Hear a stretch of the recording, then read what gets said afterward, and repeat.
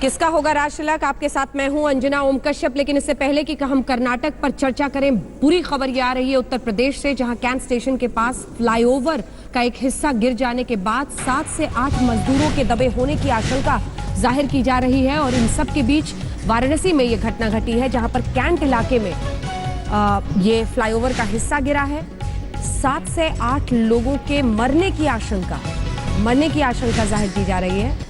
राहत और बचाव का काम जारी है। क्या इनमें से कुछ लोगों को निकाल पाना मुमकिन हो पाएगा? कई गाड़ियों के दबे होने की खबर है। शशिशेखर जी, आपको भी इस बारे में जानकारी आ रही है? वाराणसी में ये हुआ है। हाँ, वहाँ पर फ्लाईओवर का एक खंभा गिर पड़ा और उसके नीचे गाड़ियाँ थी, गाड़ियाँ दब गईं। अब उन गाड़ियों में कुछ लोग दबे होने की आशंका व्यक्त की जा रही है। और जो गाड़ियों की हालत है वो बहुत साफ है कि अगर उस पर कोई होगा तो बच नहीं सकता। गाड़ियाँ जिसको अगर हम पूरब की भाषा में बोले तो उनकी चटनी बन गई। कुमार अभिषेक हमारे साथ जुड़ गए हैं। कुमार अभिषेक, क्या अपडेट है? क्या कुछ लोगों को बचाने की अभी भी, क्योंकि राहत और बचाव कार्य दिख रहा है, गाड़ियों को खींच कर निकालने की कोशिश हो रही है? बिल्कुल अंजना, देखिए कैंट के सामने का हिस्सा है पुल का, जो कि ओवर ब्रिज है और गिरा है पूरी तरीके से। इसके भीतर गाड़ियां दब गई हैं।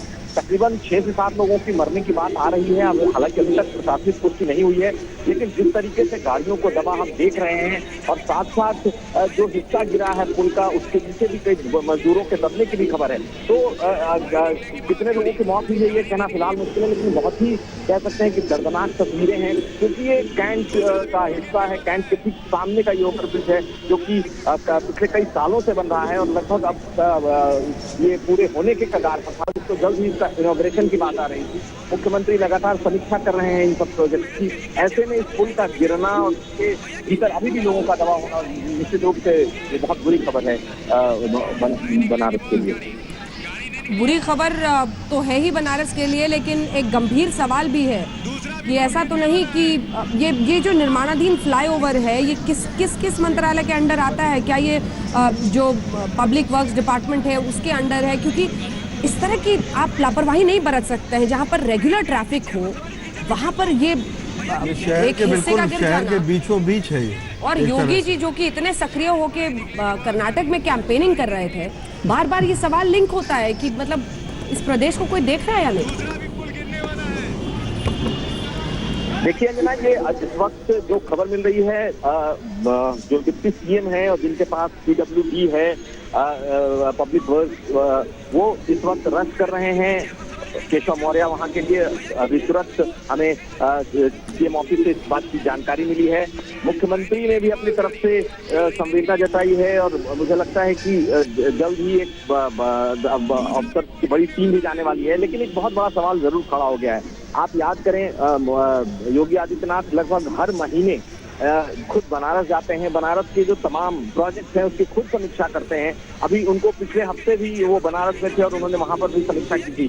तो जब अगर जनता से जुड़े जो प्रोजेक्ट हैं उसका ये हाल है, लोग दब रहे हैं और इस तरीके से शहर के बीचों बीच एक निर्माणाधीन पुल गिर जाता है और जो आप दृश्य देख रही हो बहुत ही दर्दनाक दृश्य है। ऐसी स्थिति में क्या समीक्षा हो रही है सरकार की तरफ से, किस तरीके से प्रोजेक्ट सैंक्शन हो रहे हैं? और ये आप एक चीज बता दो कि ये पुल है ये कैंट के पास का है और इससे दोनों तरफ ट्रैफिक चलती है, यानी कि पुल एक तरफ बनता चलता है और साथ साथ बहुत ही हेवी ट्रैफिक है इस वक्त बनारस में जो इसके नीचे से चलता है। ऐसी स्थिति में जो लोग दबे हो सकते हैं या जो मौत का आंकड़ा है वो बढ़ सकता है। हालांकि फिलहाल एक हिस्सा गिरा है, वहाँ पे जो लोग मौजूद हैं वो लगातार आशंका जता रहे हैं कि अभी और भी कई हिस्से इसके गिर सकते हैं, इसलिए वहाँ से लोगों को इवैक्यूएट भी कराया जा रहा है। बनारस यानी प्रधानमंत्री को देश की कुर्सी पर पहुंचाने वाला बनारस, और वहां से ये खबर आ रही है बेहद परेशान करने वाली। अभिषेक, आप बने रहिए हमारे साथ। आप बता रहे हैं कि उप मुख्यमंत्री वहां पर जा रहे हैं, मुख्यमंत्री ने संवेदना जाहिर की है, लेकिन इन सब के बीच क्या ऐसे हादसों की जगह होनी चाहिए? निर्माणाधीन ओवरब्रिज है, आप घर से निकलते हैं गाड़ी लेकर कहीं जाने के लिए और फिर घर वालों को खबर मिलती है। काम कर रहे हैं, रिक्शे में लोग जा रहे हैं, वहाँ तो बहुत लोग पैदल चलते हैं बनारस में। अच्छा, उप मुख्यमंत्री के पास ही PWD है वहाँ। उप मुख्यमंत्री इसीलिए केशव प्रसाद मौर्य पहुंच रहे हैं, PWD है, और इसीलिए सवाल उठता है कि आपको फिर घर वालों को फोन करके बताया जाता है कि साहब वो तो जो फ्लाईओवर बन रहा था उसका एक हिस्सा गिर गया गाड़ी पर और मौत हो गई। 7 से 8 लोगों की मौत हो गई है। ये बहुत गंभीर सवाल खड़े अभी करती है। उनके चुनाव क्षेत्र फूलपुर में इसीलिए पराजय भी हुई, उन पर बड़े गंभीर आरोप भी रहे हैं। तो इस तरह से उप मुख्यमंत्री बार बार संकट में आते हैं। मतलब वो उप मुख्यमंत्री तो बन गए, ये लेकिन जरूरी नहीं है कि ये पीडब्ल्यूडी ही बना रहा हो ब्रिज। लेकिन फिर भी आपको अभी बताया अभिषेक को कि- क्योंकि और भी कई एजेंसीज हैं जो बनाती हैं। और फिर आमतौर पे पीडब्ल्यूडी की ठीक है, ओवरऑल रख रखाव देख रेख की जिम्मेदारी उनकी है, लेकिन फैक्ट ये है कि बनाने वाली एजेंसी तो हमेशा दूसरी होती है ना। और आप प्राथमिकता देख रहे रहनी हैं चाहिए कि कि तस्वीर सुरक्षा के की कुछ गारंटी। हिस्से हम इसलिए मोज़ेक कर रहे हैं क्योंकि वो तस्वीरें आपको विचलित कर सकती हैं। जो तस्वीरें वहां से आ रही हैं दहला देने वाली हैं। कुछ गाड़ियों के हिस्से दिखा रहे हैं। अब 12 लोगों के मारे जाने की खबर आ रही है। आशंका ऐसी है कि कुछ लोग फंसे हुए हैं, निकालने की कोशिश हो रही है। देखिए किस तरह से वहां पर, मतलब गाड़ी से आप घर से निकले हैं, कहीं जा रहे हैं, निर्माणाधीन फ्लाईओवर गिर गया सिर पे, लीजिए ऐसी परिस्थिति है हिंदुस्तान में। और जो मापदंड अपनाने चाहिए ऐसे किसी भी पब्लिक कंस्ट्रक्शन में, वो नहीं अपनाए जाते हैं और इसीलिए ऐसी सूरत बनती है। अभी खबर ये आई है कि बस पर गिरा है, एक बस पर भी उसका हिस्सा गिरा है और आधी बस जो है उससे दब गई। गाड़ी की हालत देखिए ना, वो गाड़ी का ही लाइट है जो जल रही है। संजय जी, क्योंकि गाड़ी को खींच के निकाला जा रहा है, इसका मतलब है कि गाड़ी के अंदर लोग फंसे हैं। ये साफ दिखाई पड़ रहा है लोगों को, तभी गाड़ी को खींच के हाँ, निकालने नहीं की तो चीज कोई क्यों निकाले। ये देखिए गाड़ी को निकाला जा रहा है। एक सफेद गाड़ी दिखती है जो पूरी तरह से दब चुकी है, मतलब उसकी सिर्फ लाइटें दिख रही हैं जलती हुई, बुकाती हुई बल्कि कह लीजिए, क्योंकि वो गाड़ी पूरी। और ऐसे निर्माण कार्य के समय जो वैकल्पिक सड़कें होती है वो जब नहीं बनती, तो वैसे भी बनारस में शायद कठिन भी होता है रास्ता कहाँ से बनाए। लेकिन ऐसे फ्लाईओवर, इसके एक तरफ हम प्रगति की निशानी बताते हैं विकास की, दूसरी लेकिन तरफ ये देखिए गाड़ी की हालत, ये व्हाइट गाड़ी जो आप देख रहे हैं नीचे उसकी लाइट जल रही है, ये गाड़ी की हालत, लेकिन पूरी तरह से हम चीन से मुकाबला करते हैं और चीन में निर्माण इतना होता है तो कहीं कोई गड़बड़ नहीं होती है। और इसी के साथ मुझे कोलकाता की वो घटना याद आ रही है जहाँ पर ऐसे ही हुआ था बिल्कुल। और नहीं, चीन हम लोग में भी होता है बहुत साथ, बहुत- चीन में भी होता है, ऐसा नहीं है। लेकिन चीन में खबरें अलग तरह से आती हैं। हालांकि एक बात सच है कि हम चीन से कंपेयर क्यों करें। जिंदगी हमारी, टैक्स हमारा, देश हमारा, हम अपने बारे में सोचें। और अभी भी मुझे की खबर है, वो हमारे लोग ये हैं। तस्वीर आप और खतरा ना हो, वहाँ से इतने लोग वहाँ पर ना इकट्ठा हों, वो भी कुछ इंतजाम नहीं किया गया है। नहीं, राहत कार्य भी है। मुझे तो आम लोग ही दिख रहे हैं जो गाड़ियों को खींचने की कोशिश कर रहे हैं। क्या इस देश में इस तरह की इमरजेंसी पर, ये देखिए सारे आम लोग हैं जो वहाँ पर सहायता कर रहे हैं। आपदा का क्या इनलेट है कि वहाँ पर राहत और बचाव की टीम कब तक पहुँचेगी, कैसे पहुँचेगी, कौन वहाँ पर मौजूद है, क्या डीएम, एसपी, कोई इस तरह की जानकारी? अभिषेक है क्या हमारे साथ, उनसे जानकारी लेते हैं। देखिए आम लोग किसी तरह से गाड़ी को खींच कर निकालने की कोशिश कर रहे हैं। अभिषेक, राहत बचाव की कोई टीम पहुँचेगी क्या, कुछ जानकारी? किस तरीके जो प्रशासन है वो पहुंच रहा है, अभी तक कोई प्रशासन की ऐसी टीम पूरी की पूरी वहां पहुंची नहीं है। ज्यादातर स्थानीय लोग हैं जो मदद कर रहे हैं, जो आसपास के लोग हैं वही मदद कर रहे हैं। थाने की पुलिस, स्थानीय थाने के जो कैंट थाने के लोग पहुंचे हैं, लेकिन जिस तरीके से यहाँ से डिप्लॉयमेंट की कोशिश की जा रही है,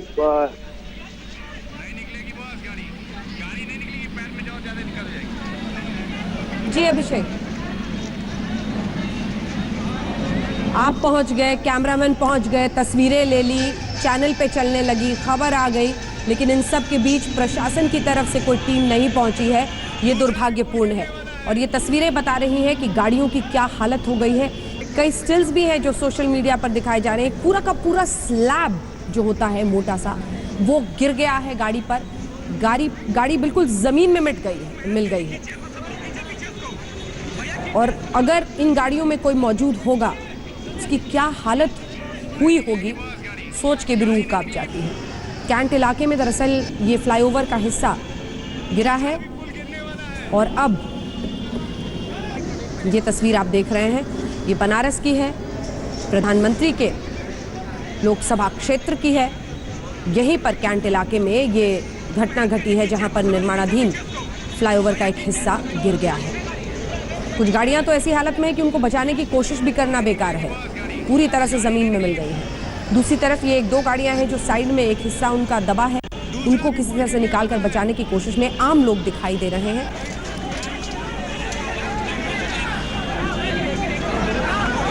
यही वो स्लैब का हिस्सा है जिसके नीचे ये सफेद गाड़ी है। आपको हिस्सा एक दिख रहा होगा, एक स्लैब है जिसके नीचे ये सफेद गाड़ी पूरी तरह से रोड में मिल गई है। फोल्डिंग करवा दो।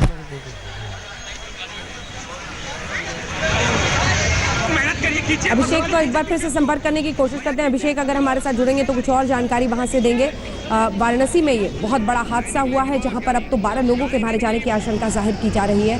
निर्माणाधीन ओवर ब्रिज का एक बड़ा सा स्लैब, जी आप देख रहे हैं ऊपर का स्लैब गायब है, वही स्लैब नीचे गिरा है और उतनी ही दूर में जो गाड़ियां आई हैं वो तबाह हो गई हैं। सफ़ेद गाड़ी एक है जो पूरी तरह से दब गई है, एक नीली गाड़ी, ये वाली, ये नीली हल्की काली सी गाड़ी है जिसको लोग निकालने की कोशिश कर रहे हैं और इतनी ही दूरी में लगभग 12 लोगों के मारे जाने की खबर आ रही है।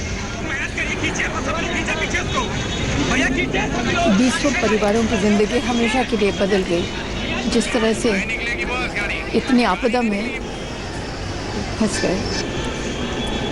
अभिषेक हमारे साथ जुड़ गए। अभिषेक, क्या आप राहत की टीमें वहां पर पहुंचने लगी है? क्या है इस वक्त परिस्थिति? क्या कुछ लोगों के फंसे होने की भी आशंका है जिनको निकालने की कोशिश हो रही है? अभिषेक। अंजना, देखिए इस वक्त प्रशासन लगभग वहां पहुंच चुका है मौका जहां पर ये घटना घटी है और जो हमारी जानकारी है उसके मुताबिक 10 से ज्यादा लोगों की मौत लोग बता रहे हैं।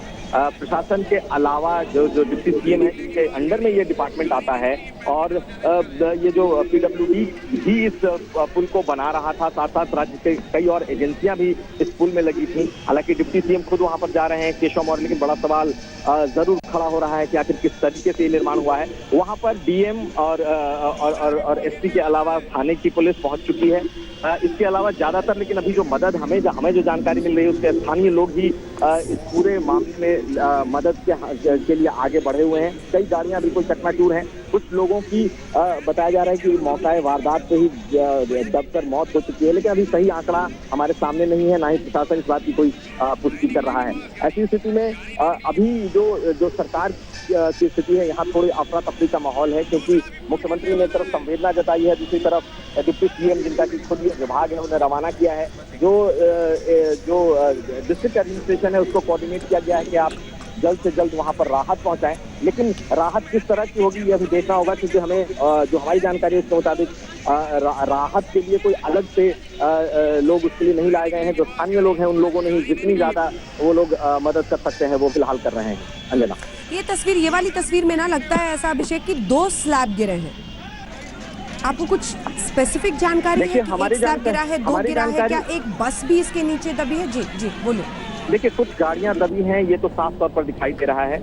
जो वहां पर लोग हैं उसके मुताबिक पहले एक स्लैब जो है एक उसका गिरा है तकरीबन 20 मीटर का। उसके अलावा उनके आंखों के सामने ही बताया जा रहा है कि दूसरा भी गिरने वाला था और शायद वो भी गिरा है। लेकिन अंजना, पुख्ता तौर पर फिलहाल अभी कहना लखनऊ से मुश्किल है कि क्या दोनों गिरे हैं और क्या बस के भीतर भी लोग दबे हुए हैं। इस बारे में थोड़ी देर में मैं आपको पुष्टि करके बता पाऊंगा। जी, तस्वीरें हम दिखा रहे हैं अभिषेक और आप बता रहे हैं कि प्रशासन की तरफ से लोग पहुंच रहे हैं, लेकिन फिलहाल तो राहत और बचाव कार्य मतलब भगवान भरोसे ही दिखाई देता है। आम लोग ही हैं, स्थानीय लोग जो वहां मदद कर रहे हैं। एक पूरा हुजूम वहां पर तमाशबीनों का इकट्ठा हो गया है। ऐसे में सवाल ये है कि उनकी भी जान को खतरा हो सकता है आसपास के स्लैब अगर कमज़ोर हों, लेकिन इन सबको ऐसे इलाके को फौरन कॉर्डन ऑफ किया जाता है, अलग किया। ये देखिए आप ऊपर में आपको दिख रहा है पूरी भीड़ वहाँ पर लोगों की मौजूद है। खतरे की परिस्थिति है। कई बार स्लैब गिरने के बाद भी इधर उधर होता है। हालांकि जो तस्वीर आ रही है बहुत भारी भरकम है, ज़मीन पर गिर गए हैं, गाड़ी को ज़मींदोज़ कर दिया है। दूसरी तरफ एक और गाड़ी दिखाई दे रही है। फिलहाल शुरुआती जानकारी है, लेकिन 12 लोगों के मारे हो जाने की खबर है। सीएम योगी ने ट्वीट करके संवेदना जाहिर कर दी है। केशव प्रसाद मौर्य उप मुख्यमंत्री के बारे में जानकारी आ रही है कि वो हो सकता है वहाँ पर पहुँचे। तस्वीरें हम आपको दिखा रहे हैं, ये कैंट इलाके में है और फ्लाईओवर हादसे पर सीएम योगी ने ट्वीट किया है और ट्वीट करके दुख जताया है। जिला प्रशासन राहत में जुटा हुआ है, लेकिन जैसे ही वहां से तस्वीरें आएंगी और अपडेट आएगा तब महत्वपूर्ण होगा कि हम बनारस से क्या कनेक्ट करके कोई जानकारी सीधी ले सकते हैं, क्योंकि प्रशासन क्या वाकई वहां पर जुट गया है राहत कार्य में। ये कुछ देर पहले की तस्वीरें तो है ही जब ये घटना घटी थी और आप देख रहे हैं कि स्थानीय लोग ही वहां पर मदद करने की कोशिश कर रहे हैं। जो परिस्थिति है अभिषेक, उसमें स्थानीय लोग बहुत कर नहीं पाएंगे। इतना भारी स्लैब है, जब तक हैवी वेट लिफ्ट करने वाली क्रेन्स वहां पर नहीं पहुंचती हैं। मतलब आदमी बस देख सकता है, कोशिश कर सकता है, हाथ लगा सकता है। अभिषेक को जानकारी हासिल करते हुए जाहिर तौर पर हमारे सहयोगी कोशिश कर रहे हैं कि ज्यादा से ज्यादा जानकारी आपके लिए वहां से इकट्ठा करें। तस्वीरें हम आपको दिखा रहे हैं, कैंट इलाके में ये फ्लाईओवर है और वहीं पर इस ओवरब्रिज का एक बहुत बड़ा स्लैब गिरने से ये नुकसान हुआ है। बड़ा हादसा।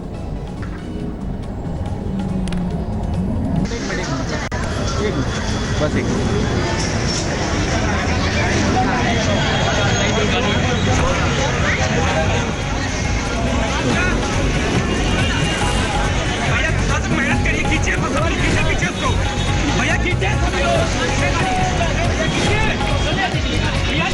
नहीं निकलेगी बॉस, गाड़ी नहीं निकलेगी, पैर में जो ज्यादा निकल जाएगी।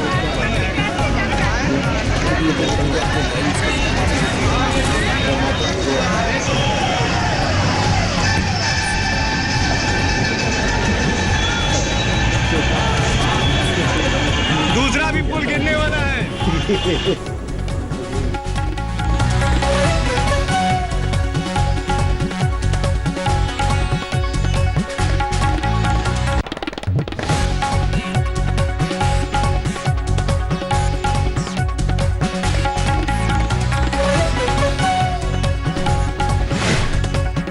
फिर हम आपको दिखा रहे हैं, प्रशासन को तेजी से राहत कार्य के आदेश दिए गए हैं। मुख्यमंत्री की तरफ से ऐसी जानकारी दी जा रही है। हम आपको दिखा रहे हैं कि कैसे ये स्लैब गिरने की वजह से काफी नुकसान हुआ है। 12 लोगों के मारे जाने की आशंका जाहिर की जा रही है। थोड़ी ही देर में पीडब्ल्यूडी मंत्री वहां पर पहुंचेंगे, केशव प्रसाद मौर्य वहां पर पहुंचेंगे, ऐसी जानकारी भी दी गई है। राहत और बचाव में एनडीआरएफ की टीम भी बुलाई जा रही है। एनडीआरएफ की एक टीम मौके पर मौजूद है, ऐसी जानकारी दी गई है, और एक और टीम वहां पर भेजी गई है। 2 और टीमें भेजी गई हैं, तो कुल मिलाकर 3 टीमें एनडीआरएफ की वहां पर पहुंच रही हैं और जल्द से जल्द पहुंचे, क्योंकि अगर किसी की जान बचाने की जरा सी भी उम्मीद है तो जल्द से जल्द, अगर गाड़ियों का कुछ हिस्सा दबा हुआ है तो उन गाड़ियों को निकालने की जरूरत होगी, क्योंकि जो वेट दिख रहा है सामने, बड़ी विकट परिस्थिति बनी हुई है। इस बीच आपको बता दें, मुख्यमंत्री ने खुद ट्वीट करके जानकारी दी है, कहा है कि एनडीआरएफ की एक टीम है, 2 टीमें और भेजी जा रही हैं।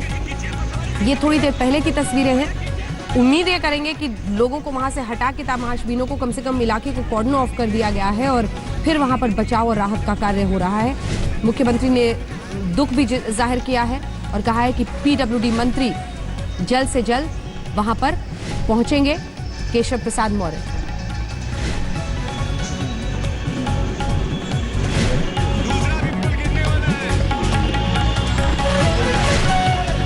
वाराणसी में प्रधानमंत्री के लोकसभा क्षेत्र में ये बहुत बड़ा हादसा हुआ है। केशव प्रसाद मौर्य पहुंचने वाले हैं और इस बार तो जो पूरा का पूरा प्रशासन है, सरकारी अमला है, वो सतर्क भी होगा, क्योंकि मुख्य प्रधानमंत्री का लोकसभा क्षेत्र है, चुनावी क्षेत्र है, और इसीलिए हम शायद ये तत्परता भी देख रहे हैं। लेकिन इन सब के बीच जो घटना घटी है, 12 लोगों के मारे जाने की आशंका जाहिर की जा रही है। ऐसा भी हो सकता है कि मौत का आंकड़ा बढ़े, क्योंकि कई गाड़ियां दबी हैं और कुछ गाड़ियां ऐसी हैं जिनका एक हिस्सा दबा है, कुछ पूरी तरह से मिट्टी में मिल गई है, सड़क पे मिल गई है, दब गई है पूरी तरह से।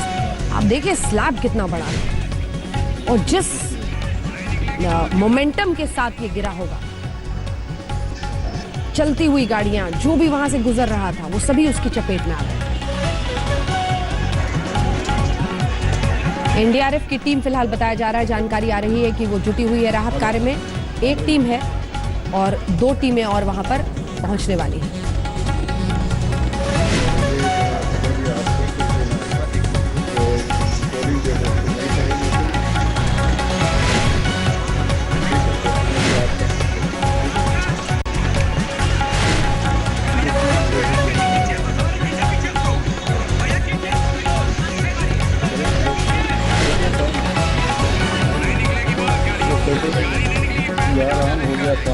थोड़ी देर में केशव प्रसाद मौर्य भी वहां पर पहुंचेंगे, इस तरह की जानकारी मुख्यमंत्री ने दी है। मुख्यमंत्री ने यह भी बताया है कि एनडीआरएफ की एक टीम मौके पर मौजूद है, 2 और टीमें रवाना कर दी गई हैं। जल्द से जल्द वो पहुंचकर अगर कुछ लोगों के बचे होने की उम्मीद है तो वो उनको निकालेंगी। इस बीच 12 लोगों के मारे जाने की खबर आ रही है और ताज़ा तस्वीरों की भी अब ये कुछ अजीब सा नहीं हो रहा है। कल सीएम योगी का हेलीकॉप्टर, बल्कि आज ही तो गलत जगह उतरा क्योंकि वो हेलीपैड गलत बनाया गया था। आज जो है ये हो गया। परसों औरंगाबाद फायर हुआ। अभी औरंगाबाद के दंगे को उससे नहीं जोड़ा जा सकता। मतलब वो भी तो एक अनहोनी जैसी दुर्घटनाएं हो हैं गई। ये गाड़ी वाला हिस्सा जब आप देखेंगे लगभग 8 से 10 लोग जो मैं गिन पा रही हूँ लगे हुए हैं गाड़ी को निकालने में। बहुत भारी है, जो पूरा का पूरा ये स्लैब गिरा है इतना भारी है, निकालना मुश्किल है। सिर्फ क्रेन से स्लैब को अगर जरा उठाया जाए इस भार से और कहीं फिर ज्यादा, कोई मिल जाए। इस भार से कहीं ज्यादा उन मानवों की लाशें भारी हैं जिनके परिवार जो है पता नहीं किस सदमे में चले जाएंगे। वही तो उनकी जिंदगी हमेशा। डीजी एनडीआरएफ संजय कुमार जी इस वक्त हमारे साथ जुड़ रहे हैं। संजय कुमार जी, मेरा पहला सवाल आपसे यही कि क्या आपकी टीम वहां पर पहुंची है, क्या परिस्थिति है, कितने लोग मारे गए हैं, कितने लोगों के दबे होने की आशंका है और बचाव का कार्य कैसे आगे ले जा रहे हैं आप? ये हमारी 3 टीमें एनडीआरएफ की वहाँ पहुँच गई हैं। अभी कुछ देर पहले ही मेरे कमांडेंट से बात हुई थी। वहाँ 4 गाड़ियों के दबे होने की संभावना है, जिसमें एक बस और एक कार भी शामिल है। 2 बोलेरो गाड़ी है, बस पार्शियली दबे है और उसमें लोगों को निकालने का काम जारी है। वहाँ राहत और बचाव कार्य के लिए पर्याप्त बल उपलब्ध करवा दिया गया है। लेकिन मैं आपसे ये पूछना चाहती हूँ सर कि आप खुद बता रहे हैं कि एक बस के भी दबे होने की आशंका है। जाहिर तौर पर लोग इन गाड़ियों में सवार होंगे। स्लैब जितना भारी दिख रहा है संजय कुमार जी, क्रेन से हटाने के अलावा कोई रास्ता तो दिखाई नहीं देता। क्या ऐसे गाड़ियां, ऐसे वाहन वहां पर भेजे गए हैं जो इन स्लैब्स को जरा हिला सके? जो बल वहाँ पर पहुँच एनडीआरएफ का वहाँ पहुँचा है, उसके पास अभी इक्विपमेंट है और वो प्रयास कर रहे हैं कि शीघ्रातिशीघ्र लोगों को उसमें से निकाला जाए, घटनास्थल से लोगों को रिमूव किया जाए और राहत और बचाव कार्य को में तेजी लाई जा सके। बस में जो लोग मौजूद हैं, क्या उनके बचने की उम्मीद है? क्या वहां से आपके पास अपडेट है कि एक हिस्सा दबा हो, कुछ लोग हों जो इस वक्त सब लोग घटनास्थल पर पहुंचे हैं। वहाँ बस पार्शियली दबी हुई है, इसलिए उसमें कुछ लोगों के हताहत होने की भी आशंका बताई जा रही है। बाकी लोग बचे हैं, जैसे कि वो सूचना उपलब्ध कराई गई है। जी, कितने लोगों के जिंदा होने की उम्मीद है? क्या इस बाबत कोई जानकारी है आपके पास ठोस संजय कुमार जी? अभी निश्चित रूप से निश्चित सूचना अभी प्राप्त नहीं हुई है। अभी राहत और बचाव कार्य जारी है। ठीक है, इसके अलावा कोई स्पेसिफिक जानकारी जो आप दे सकें, क्योंकि टीम पहुंच गई है, इसके अलावा बहुत कुछ समझ नहीं आ रहा। सर, आप खुद बता रहे हैं एक बस, एक कार, और बस में कितने लोग हो सकते हैं? क्या आपकी टीम जो वहां पर पहुंची है कुछ बता रही है आपको? जी हाँ, ये वहाँ पर टीम बचाव कार्य में लगी है, जो प्रशासन अपना काम कर रहा है और जो भी ये फिगर है वहाँ उपलब्ध हो जाएगा कुछ देर में। जी चलिए, ठीक है। संजय कुमार जी, डीजी एनडीआरएफ हमारे साथ बातचीत करते हुए, जिन्होंने ये जानकारी दी है कि एक बस दबी हुई है। कैलाश सोनकर, स्थानीय विधायक, इस वक्त हमारे साथ जुड़ रहे हैं। कैलाश सोनकर जी, अंजना कश्यप बोल रही हूँ जी। दुखद घटना, बहुत ही दुखद घटना हुआ है और उसमें एक बस, एक बोलेरो और एक होंडा सिटी और भी कई वाहन दबे हुए हैं और प्रशासन लगा है, लेकिन ये सेतु निगम इस पुल को बना रहा था और बहुत बड़ी लापरवाही सेतु निगम की है, जो इतना बड़ा हादसा हुआ है और बहुत ही दुखद घटना हुई है। अब हम लोग अभी मौके पे पहुंच रहे हैं। अभी पूरा जाम लगा हुआ है, तो मुझे पहुंचने में मौके पे अभी कम से कम 15-20 मिनट और लगेंगे। ये फ्लाईओवर कौन बना रहा था सर? ये सेतु निगम बना रहा था अंजना जी। जी, तो निगम बना रहा था। हाँ, और ये बहुत बड़ी लापरवाही है।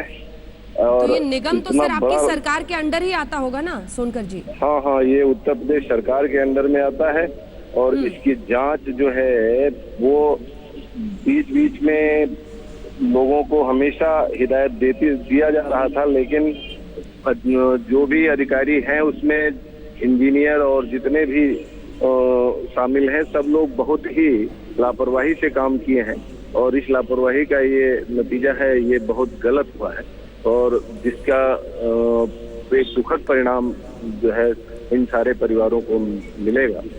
कैलाश तो जी, ये आपको ये जानकारी थी, आप स्थानीय विधायक हैं, आपको ये जानकारी थी क्योंकि आप खुद बता रहे हैं कि हिदायत दी जा रही थी लोगों को गुजरने से पहले, तो क्या आपको जानकारी थी कि ऐसा हादसा हो सकता है?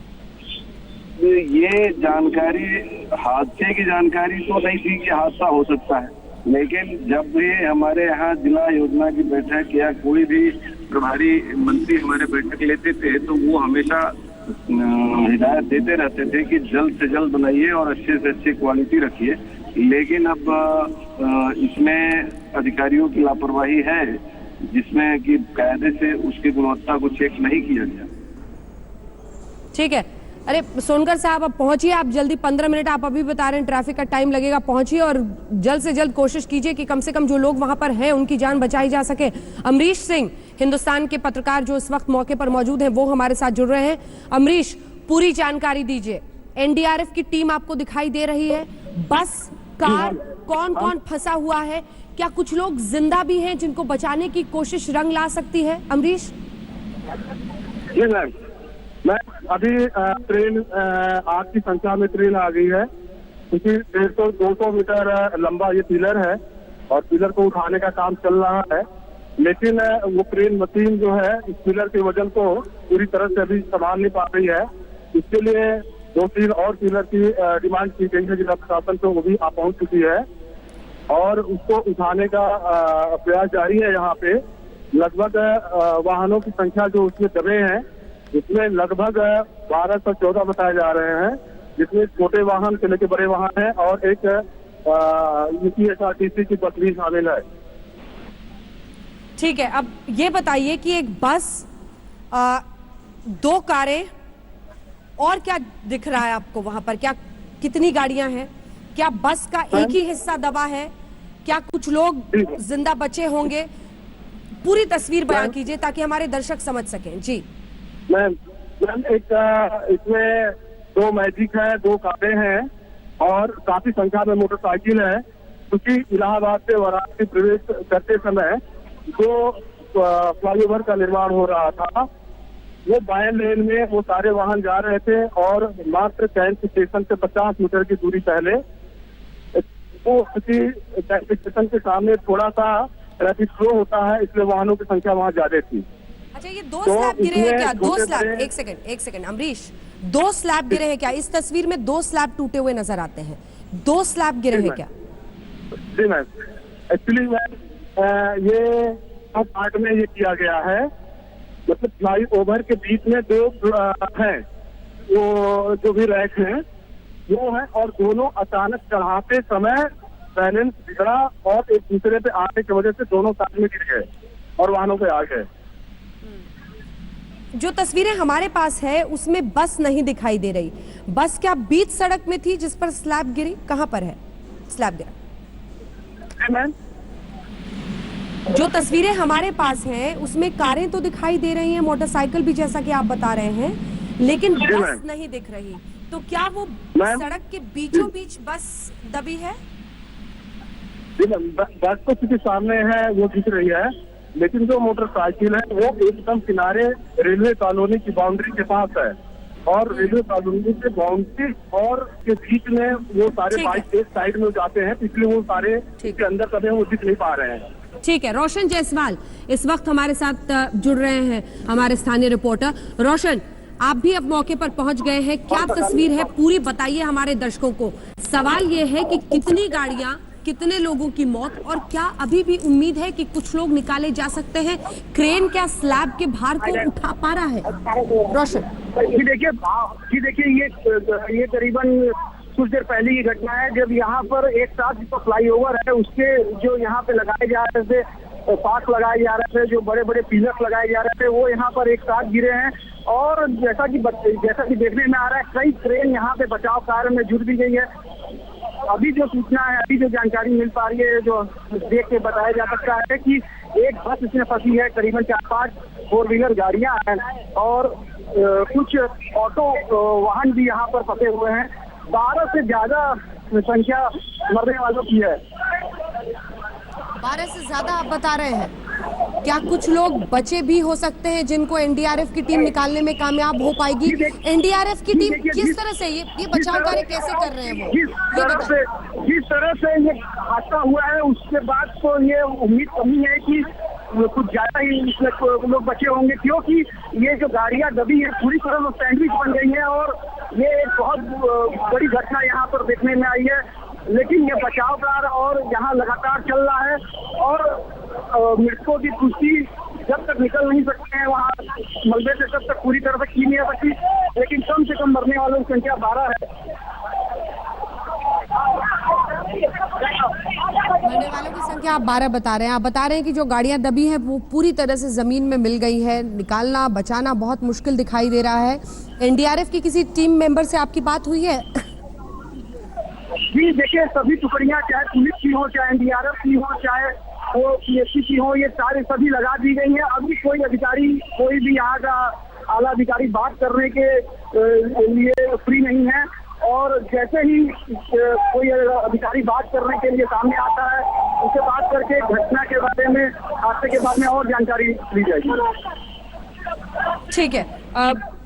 अब अगर आप वहां पर पहुंच गए हैं तो हमें सिलसिलेवार ढंग से बताइए कि ये पीडब्ल्यूडी मंत्रालय के तहत ही आता है, ये जो फ्लाईओवर बन रहा था, कैसे ये घटना घटी? क्या स्थानीय लोगों में, क्योंकि हमारे साथ स्थानीय विधायक थे कुछ देर पहले, उन्होंने बताया कि हिदायत दी गई थी लोगों को, क्या जानकारी है? किन परिस्थितियों में ये घटना घटी है? इतनी बड़ी लापरवाही कैसे हो सकती है बीच शहर में?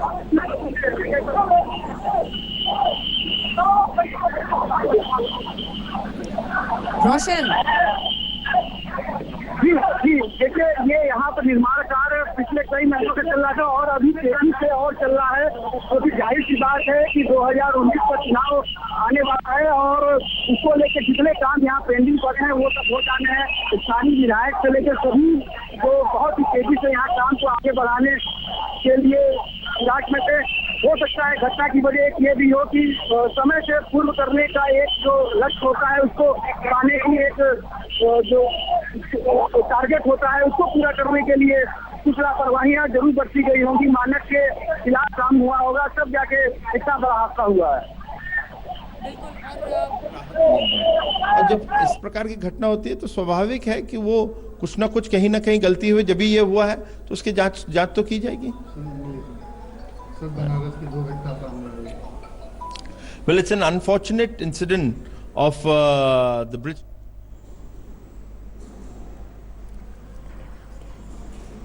सिद्धार्थनाथ सिंह स्वास्थ्य मंत्री हैं, लेकिन वो जानकारी देते हुए फिलहाल घटना के बारे में दुखद इसे बताते हुए, लेकिन क्यों बनी ये परिस्थितियां, कई लोगों की मौत की खबर है, 12 लोगों की मौत की खबर है। कैंट इलाका दरअसल बहुत ही बिजी इलाका है वहां का और इस पहर में बहुत लोग वहां से गुजर रहे थे, तभी अचानक ये भारी भरकम स्लैब फ्लाईओवर का गिर गया और 12 लोगों की मौत की खबर अभी ही आ चुकी है। आंकड़ा बढ़ सकता है। एक बस, 2 कारें, कई मोटरसाइकिल इसकी चपेट में आए हैं, इस तरह की जानकारी आ रही है। निर्माणाधीन पुल का एक हिस्सा गिरने की वजह से ये परिस्थिति आई है।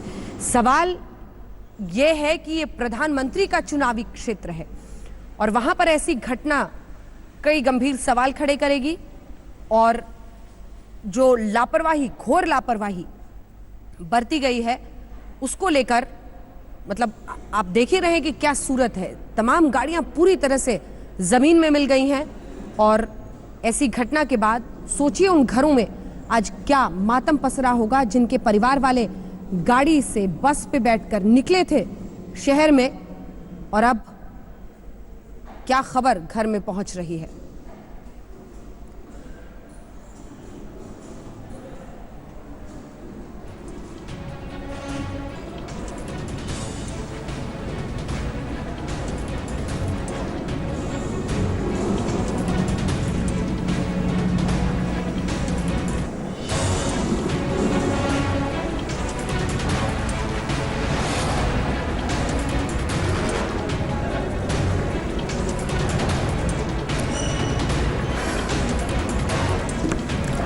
12 लोगों के मरने की खबर ये आ रही है बनारस से, प्रधानमंत्री के चुनावी क्षेत्र से, जहां पर कैंट इलाके में दरअसल एक फ्लाईओवर के 2 स्लैब गिर जाने की वजह से ऐसी घटना घटी है। एक बस, 2 कारें, कई मोटरसाइकिल के दबे होने की आशंका है। भारी नुकसान बताया जा रहा है और बहुत कम ही उम्मीद दिखाई देती है कि लोगों की जान बची होगी। हालांकि एनडीआरएफ की एक टीम मौके पर पहुंच गई है, 2 टीमें रवाना की गई हैं। इस तरह की जानकारी खुद योगी आदित्यनाथ मुख्यमंत्री ने दी है और अब ये माना जा रहा है कि ज़्यादा से ज़्यादा लोगों को बचाने की कोशिश होगी। क्रेन के जरिए स्लैब को उठाया जाएगा। अगर कुछ गाड़ियों के हिस्से, क्योंकि जैसे ये गाड़ी दिख रही है आपको, इसका एक हिस्सा ही दबा है, तो क्या जो लोग पीछे बैठे थे वो बचकर निकल पाएंगे? कुमार अभिषेक हमारे साथ जुड़ गए। अभिषेक, किस तरह का अपडेट, किस तरह की जानकारी? देखिए अंजना जी, तकरीबन 12 लोगों की मौत की अभी तक खबर जो है हमारे पास आई है। एनडीआरएफ की टीम वहां पहुंच चुकी है। आप अगर दृश्य देखें तो एक पूरा का पूरा फ्लैप पलटने से एक कतार से जितनी गाड़ियां थी तमाम दब चुकी हैं। उसके भीतर कई लोग रहे हैं जिनकी की मृत्यु हुई है। तमाम आला अधिकारी मौके पर भले ही मौजूद हों, लेकिन इस वक्त वहां पर अभी भी अफरा तफरी का माहौल है। डिप्टी सीएम और साथ साथ जो नीलकंठ तिवारी मंत्री हैं वहां के, उन्हें रवाना किया गया है। इस वक्त हेलीकॉप्टर से उम्मीद है कि वो जल्द पहुंचेंगे बनारस एयरपोर्ट। लेकिन अब एनडीआरएफ के पहले ज्यादातर कह सकते हैं कि जो राहत का काम है स्थानीय लोगों ने ही किया है। ज्यादा से ज्यादा लोगों को वहां से निकालने की और जल्द से जल्द उन्हें हॉस्पिटल पहुंचाने की कोशिश की है। बताया जा रहा है कि 2 फ्लैप गिरे हैं, लेकिन हमारे पास अभी जो हमें जो तस्वीरें दिख रही हैं, जो बताया गया है, वो एक फ्लैप के गिरने के बाद तमाम गाड़ियां जो दबी हुई हैं उसमें 12 मौतें हुई हैं। बिल्कुल, और मुख्यमंत्री ने खुद ट्विटर के जरिए जानकारी दी है। सिद्धार्थनाथ सिंह की बात हम कुछ देर पहले सुन रहे थे, स्थानीय विधायक से हमने बातचीत की है। वो ये कह रहे थे कि ऐसी जानकारी थी और हिदायत दी गई थी। अब पता नहीं उनके पास जानकारी थी भी या नहीं अभिषेक, लेकिन सीधे सीधे पीडब्ल्यूडी मंत्रालय जिम्मेदार दिखता है इतनी बड़ी लापरवाही के लिए। कैंट इलाका सोचिए, ये प्रधानमंत्री का चुनावी क्षेत्र है अभिषेक। बिल्कुल, सबसे बड़ी बात यही है, प्रधानमंत्री का चुनावी क्षेत्र है। हर महीने, हर हफ्ते समीक्षा होती है। मुख्यमंत्री खुद तकरीबन हर 2 हफ्ते पे लगभग एक विजिट औसतन वो करते हैं, बनारस जाते हैं। एक छोटे छोटे प्रोजेक्ट की समीक्षा खुद मुख्यमंत्री करते हैं। ऐसे में अगर इस पुल को लेकर के हिदायत दी गई थी तो वो रास्ता क्यों नहीं बंद किया गया था? वो कैंट के सामने का सबसे व्यस्ततम इलाका है, जहां पर 24 घंटे कह सकते हैं कि ट्रैफिक चलता रहता है। और अगर पहले से जानकारी थी या किसी तरह की हिदायत पहले से थी इस पुल के बारे में, तो उस पर काम कैसे चल रहा था, उसकी सुरक्षा क्यों नहीं दी गई? ये तमाम सवाल हैं जना, जो कि अब जरूर खड़े हो रहे हैं। लेकिन प्रधानमंत्री का क्षेत्र होना, इस क्षेत्र में तेजी से काम चलना और अचानक से इस पुल का गिर जाना, जिसे आज कुछ ही महीनों में इसका इनॉग्रेशन होने वाला है, ये एक बहुत बड़ी बात है, बड़ी त्रासदी है उस शहर के लिए भी। क्योंकि आप देखेंगे, आप बता रहे थे इनॉग्रेशन होने वाला है, इस पुल होने वाला था इस पुल का। ये बिल्कुल अंजना, देखिए ये पिछले कई सालों से ये पुल बन रहा था, क्योंकि बनारस शहर का ये सबसे व्यस्ततम कह सकते हैं और सबसे जाम वाला इलाका है, और जिसके लिए कई बार आंदोलन भी हुए थे इस पुल को जल्द से जल्द चलाने के लिए। और इस पुल पर कई बार जा करके तमाम आला, मैं यहाँ से आ रहा था बाइक से, जो है राजा तालाब से, मैं घटना स्थल से करीब 50 मीटर दूरी पे था। अचानक धड़ाम से आवाज हुई, चारों तरफ चीत्कार शुरू हो गए।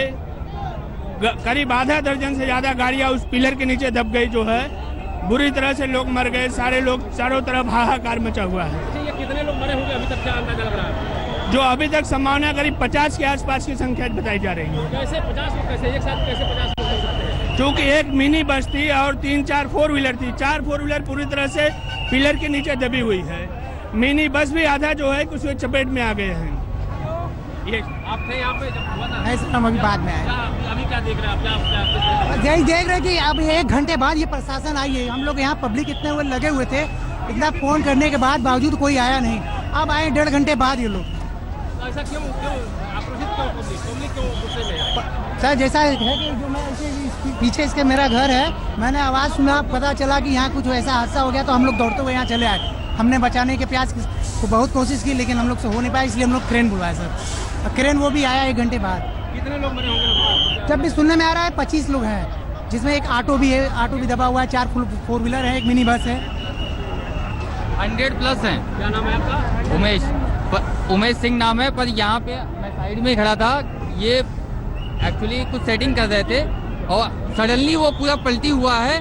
और इसमें जो अभी सब आंकड़ा दे रहे 20 है 25, ये 100+, क्योंकि यहाँ पे जो कार्स हैं, जो भी चीज़ें आप देख रहे हैं उसकी हालत देख लिया, आपको खुद समझ में आ जाएगा क्या है। ये अचानक में हुआ, एक्चुअली सेटिंग करते हुए को थोड़ा सा एडजस्टमेंट उनका था, काम हो रहा था, काम चल रहा था। Approx 100+, approx 100+। सॉरी, सब गाड़ियों में है, क्योंकि इस समय यहाँ सबसे ज़्यादा जाम लगता है। मैक्सिमम जाम यहाँ होते हैं, तो फिर मैक्सिमम लोग के उसके अकॉर्डिंग अब बाकी जो गाड़ियाँ इसमें दबी है केवल रोडवेज वालों के चक्कर में, केवल रोडवेज वालों के चक्कर में।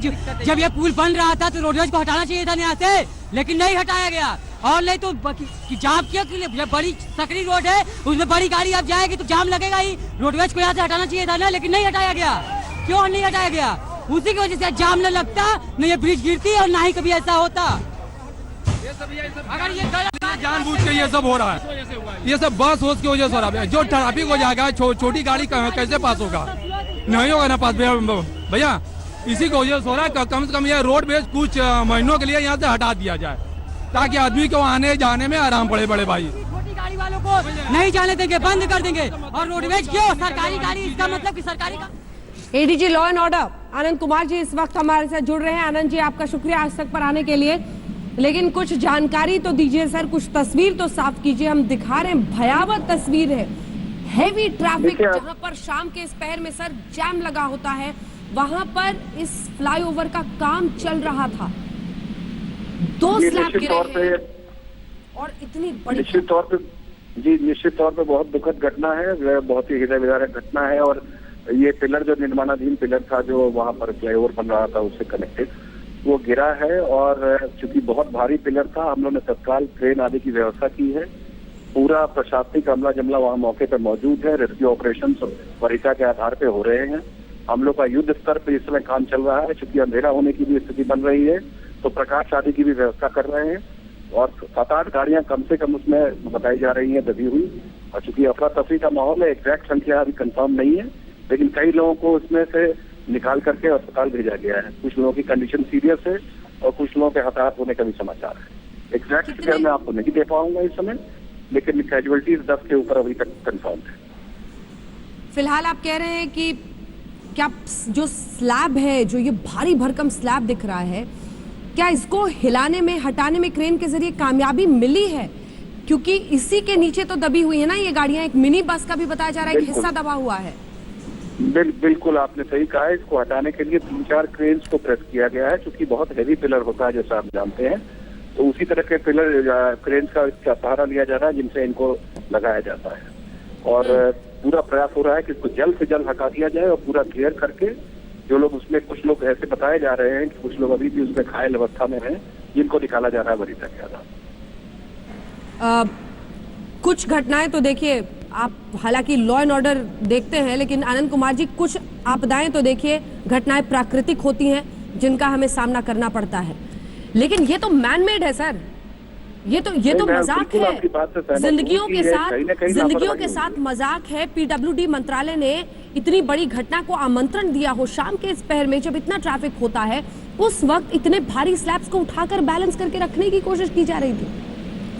देखिए, पूरे प्रकरण की जांच की जाएगी। मैं ये तो आपको आश्वस्त करता हूँ, पूरे प्रकरण की जांच की जाएगी। जिसकी भी लापरवाही और लायबिलिटी बनती है वो सामने लाई जाएगी। निश्चित तौर पे जिंदगियां नहीं लौटती हैं एडीजी साहब। मैं मानता हूँ इस बात को, इस बात से बिल्कुल मैं आपके सहमत हूँ। कतई मतलब इसमें कोई भ्रांति नहीं है कि इसको वापस नहीं लाया जा सकता, लेकिन इस समय हमारा उद्देश्य यही है कि जितने लोगों को हम बचा सके समय रहते हुए वो हम कर रहे हैं। रेस्क्यू ऑपरेशन में पूरी तरीके से, पूरे दमखम के साथ हम लोग लगे हुए हैं और जन सहयोग लेकर भी हम लोग कार्रवाई कर रहे हैं। अभी क्या परिस्थिति आनंद कुमार जी? क्योंकि कुछ देर पहले सोनकर जी, स्थानीय विधायक, हमारे साथ फोन पर थे, कह रहे थे खुद ही फंसे हुए ट्रैफिक में, कहीं 15 मिनट दूर है, कोशिश कर रहे हैं, पहुंच ही नहीं पा रहे हैं।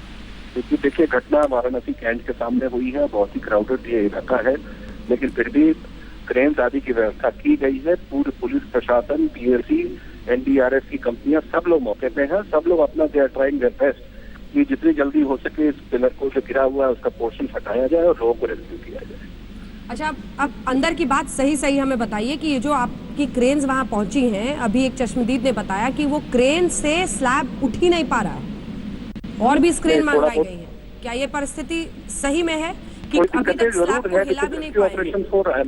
लोगों को निकाला गया है, दिक्कतें जरूर आ रही है क्योंकि भारी स्लैब है, लेकिन कई क्रेन्स को प्रेस किया गया है लोग इसमें और कई लोगों को निकाला भी गया है और निश्चित तौर पे और इसमें और तेजी आ जाएगी क्योंकि एनडीआरएफ, पीएसी सारी टुकड़ियां आ चुकी हैं।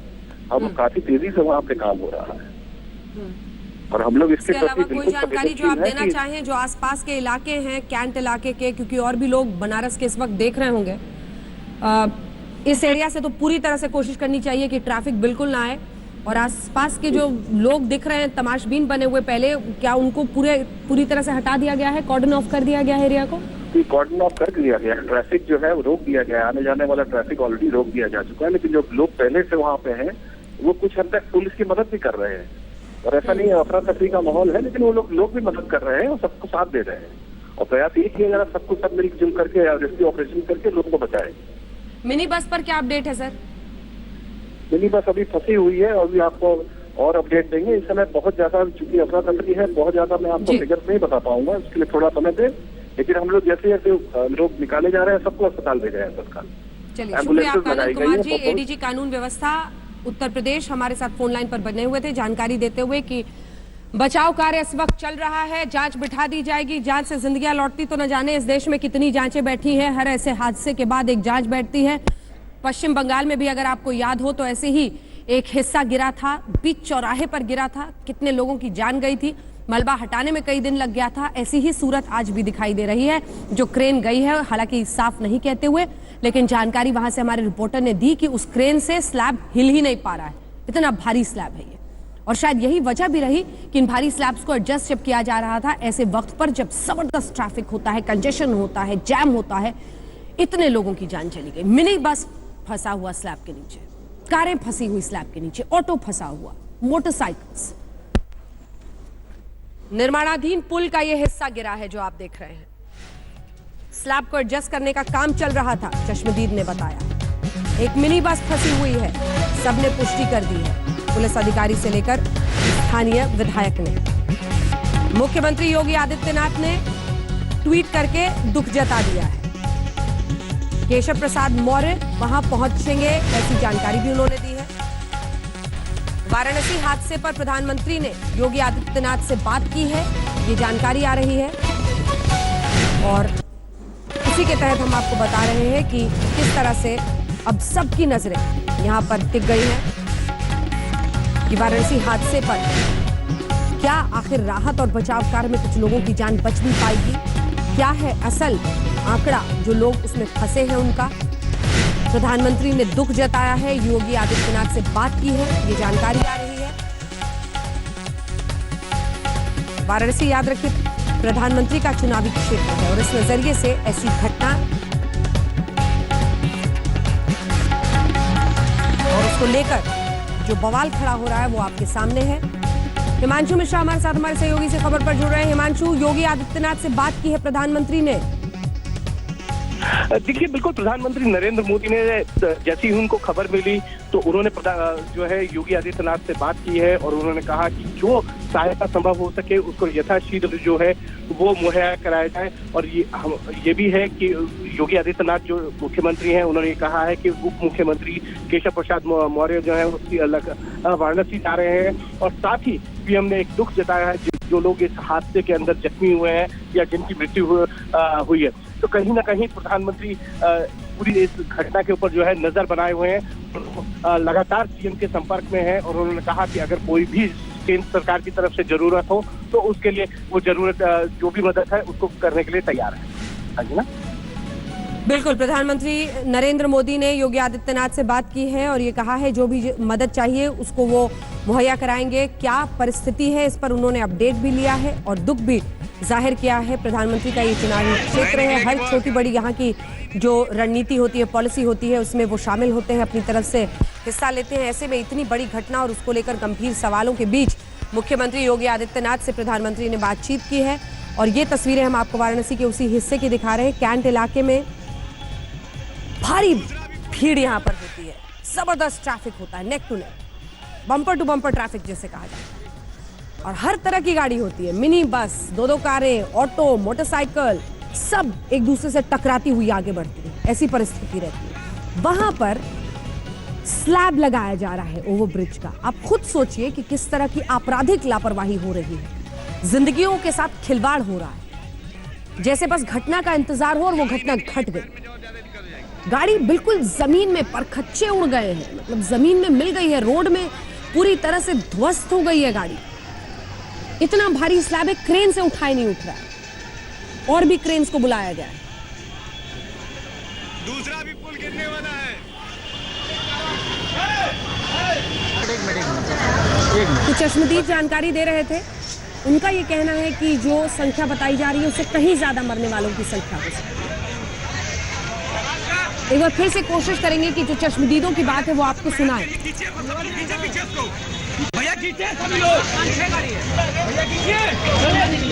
इस बीच एडीजी ने भी जानकारी दी। उन्होंने कहा कि राहत बचाव का काम चल रहा है। जब हमने पूछा स्थानीय लोगों को हटाया गया, उन्होंने कहा वो भी बचाव कार्य में हिस्सा ले रहे हैं, स्थानीय लोग भी मदद कर रहे हैं। बस आशंका ये बनी हुई है कि परिस्थिति वहां पर नियंत्रण में रहे।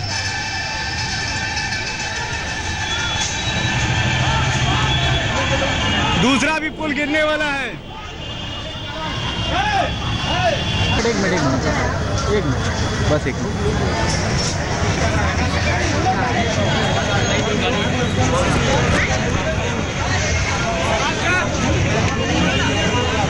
भैया थोड़ा सा मेहनत करिए, खींचिए खींचे पीछे उसको। भैया खींचे सभी लोग, भैया खींचिए। नहीं निकलेगी बॉस, गाड़ी नहीं निकलेगी, पैर में और ज्यादा दिक्कत हो जाएगी। दिल दहला देने वाली तस्वीरें हैं, विचलित करने वाली तस्वीरें हैं, इसीलिए हम आपको नहीं दिखा रहे हैं, मोज़ेक करके ये हिस्सा दिखा रहे हैं।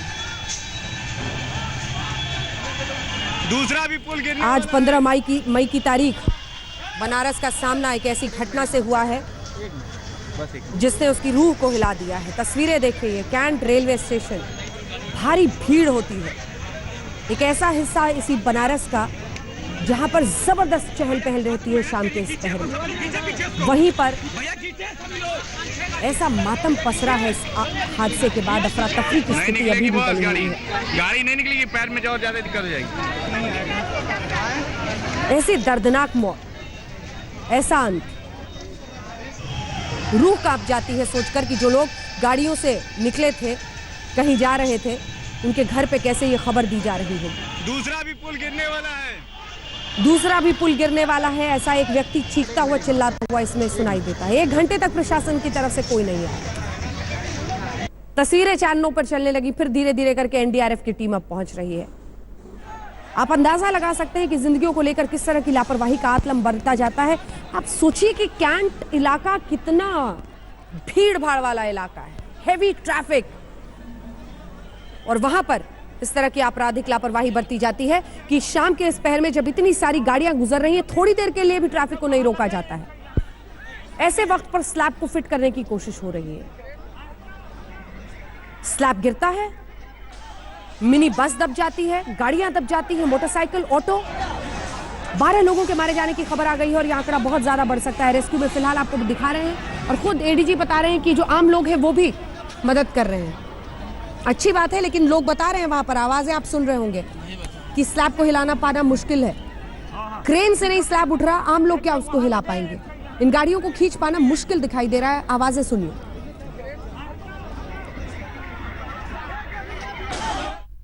मैं यहाँ से आ रहा था बाइक से, जो है राजा तालाब से।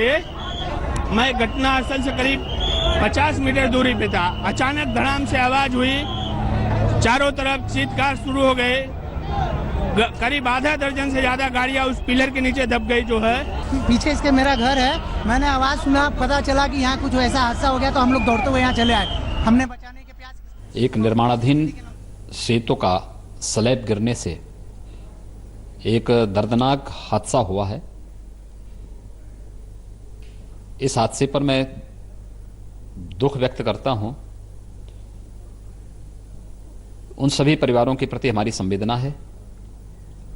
आदरणीय प्रधानमंत्री जी ने भी इस घटना पर चिंता व्यक्त करते हुए दुख व्यक्त किया है और तत्काल वहां पर राहत कार्य प्रारंभ करने के लिए आवश्यक निर्देश भी दिए हैं। मैंने इस संबंध में विभागीय मंत्री और अपने उप मुख्यमंत्री श्री केशव मौर्य जी को तत्काल वहां के लिए रवाना किया है। उनके साथ सूचना राज्य मंत्री डॉक्टर नीलकंठ तिवारी भी साथ में जा रहे हैं। साथ ही साथ हम लोगों ने इस पूरे मामले की एक उच्च स्तरीय जांच के लिए एक कमेटी का गठन किया है, एपीसी की अध्यक्षता में। इसमें प्रमुख अभियंता और विभागाध्यक्ष सिंचाई विभाग तथा प्रबंध निदेशक जल निगम को इस कमेटी में रखा गया है। 48 घंटे के अंदर इस पूरे मामले की तकनीकी जांच, दोषियों के खिलाफ कार्रवाई के प्रस्ताव के साथ साथ इस पूरे मामले की जांच करके अपनी रिपोर्ट उपलब्ध कराएं, इसके बारे में हम लोगों ने आदेश किया है। मैं इस घटना पर उन सभी पीड़ितों के प्रति दुख व्यक्त करता हूं जिन्होंने अपने परिजनों को खोया है। उन सब के प्रति हमारी संवेदना है। राज्य सरकार की तरफ से मृतक परिजनों को 5 लाख रुपए की सहायता और जो वहां पर गंभीर रूप से घायल हुए हैं उनको 2 लाख रुपए की सहायता के लिए हमने आदेश किया है।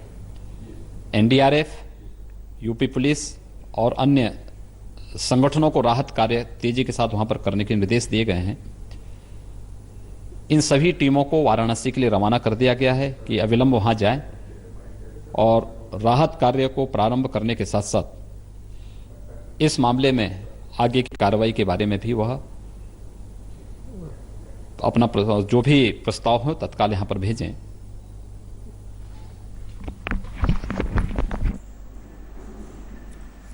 योगी आदित्यनाथ जानकारी देते हुए हादसे के बारे में हालांकि बहुत कुछ उन्होंने नहीं बताया, लेकिन जो राहत के कदम उठाए जा रहे हैं, जिन मंत्रियों को वहां भेजा जा रहा है, इस बारे में जानकारी उन्होंने दी है। और ये फिर नई कुछ तस्वीरें आई हैं जो हम आपको दिखा रहे हैं। पुलिस वाले, स्थानीय लोग सब राहत काम में वहां पर पहुंचे। वाराणसी हादसे के लिए योगी आदित्यनाथ ने टीम बनाई है। 48 घंटे के भीतर योगी आदित्यनाथ ने रिपोर्ट मांगी है कि आखिर ये घटना कैसे घटी। मुआवजे का ऐलान किया है। हर ऐसे हादसे के बाद 2 शब्द आप अक्सर सुनते हैं, जांच और मुआवजा। क्या इन 2 शब्दों में सिमट जाती है कुछ जिंदगियां? ये हिंदुस्तान का सवाल है। ऐसे आपराधिक लापरवाही करने वाले मंत्रालयों से, विभागों से, जो जिंदगी के साथ बीच सड़क पर, वाकई बीच सड़क पर खिलवाड़ करते हैं। जांच और मुआवजे से अगर वो जिंदगियां लौट जाती तो फिर ये 2 शब्द मायने रखते हैं। लेकिन आज कितने छोटे और बेमानी नजर आते हैं कि कुछ लाख रुपयों में कुछ जिंदगियों की कीमत समेट दी जाती है। निर्माणाधीन फ्लाईओवर गिरा है। पीडब्ल्यूडी की तरफ से इसका निर्माण हो रहा था। फ्लाईओवर का गिरना, वो भी कैंट इलाके में, जबरदस्त नुकसान हुआ है क्योंकि मिनी बस गुजर रही थी, कारें थी, मोटरसाइकिल, ऑटो, ये सब दबे उन स्लैब्स के नीचे और फिर कई लोगों की जान गई है। मरने वालों की संख्या बढ़ सकती है। फिलहाल 12 का आंकड़ा बताया जा रहा है, लेकिन कितने लोग दरअसल मारे गए हैं इसके लिए थोड़ा सा और इंतजार करना होगा ताकि पूरी जानकारी स्पष्ट तौर पर आए।